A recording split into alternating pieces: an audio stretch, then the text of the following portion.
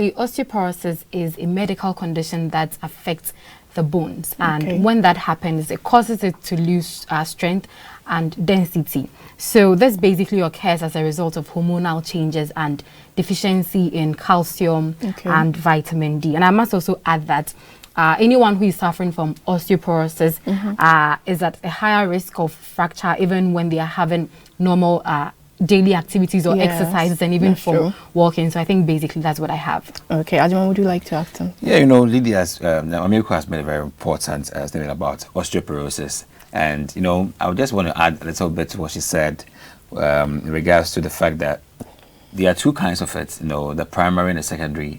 Primary wise is when you are beyond the age of 30, you are at a high risk of getting osteoporosis because there's a cell tissue called the osteoclast, which is supposed to remove bone surface tissue. And we have the osteoblast, which is supposed to remake, or let's say strengthen your bones.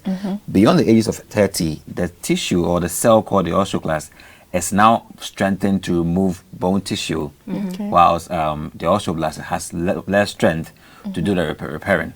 So you are really at risk of getting osteoporosis at that point.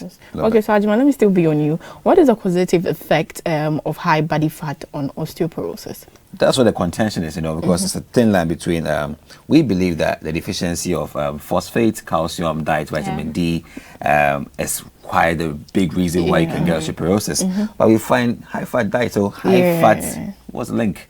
But you can realize that, you know, there are three things.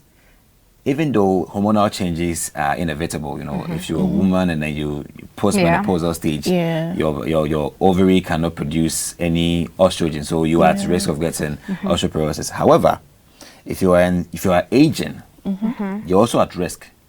But if you don't exercise, the clauses, if you don't exercise, if you don't consume foods that contain calcium, phosphate, and vitamin D, you increase the risk of getting osteoporosis. So in this case, if you're not doing more of calcium and then vitamin D and phosphorus, and then you're doing more of fat,